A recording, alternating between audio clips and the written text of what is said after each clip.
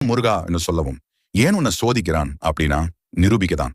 முருகன் பக்தன் அப்படின்னா சாதாரணம் இல்ல, பெரிய பெரிய பதவிகளுக்கு தாண்டி ஒரு விஷயம். முருகன் உங்களை நிறைய சோதிப்பார், ஆனால் ஒருபோதும் உங்களை கைவிட மாட்டார். இது சோதனைன்னு பார்த்தீர்கள் அப்படின்னாதான் இது சோதனை. ஆனால் இது உண்மையில் சோதனை இல்லை. உன் அப்பன் முருகன் உன்னை வேதனை இல்லாமல் வாழ வைக்கும் வாழ்க்கை பாடம். அவர் உங்களை ஏன் இப்படி சோதிக்கிறார் தெரியுமா? நீங்கள் அந்த நேரத்தில் கோபத்தில் அவரை 2 வார்த்தை தீட்டுவீர்கள். அதை கேட்கத்தான் இப்படி செய்கிறான் முருகன். நம் வீட்டில் நம்ம அம்மா அப்பாவை நாம் கோபத்தில் ஏதாவது திட்டி விடுவோம் சில நேரம்.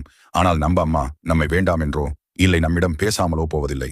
என் பிள்ளைதானே, கோபத்தில் ஏதோ பேசிவிட்டார்கள் என்று கூறி செல்வார்கள். நமக்கு உரிமை இருக்கும் இடத்திலிருந்து தீட்டு வாங்கினாலும் நமக்கு அங்கு கோபம் வராது. உரிமை இல்லாத இடத்தில் தீட்டு வாங்கும் போதுதான் நமக்கு கோபம் வரும். அதே போலதான் முருகனும். நாம் என்னதான் அவனை திட்டினாலும் அவன் கட்டி அணைத்து நம்மை வாழ வைப்பான். திட்டுபவர்களை இப்படி வாழ வைக்கும் பொழுது நீ கெஞ்சி கொஞ்சி பாசத்தாலும் நேசத்தாலும் கேட்டால் கொடுக்காமல் போய்விடுவான். இதற்கு எத்தனையோ அடியார்கள் வாழ்க்கை சாட்சி.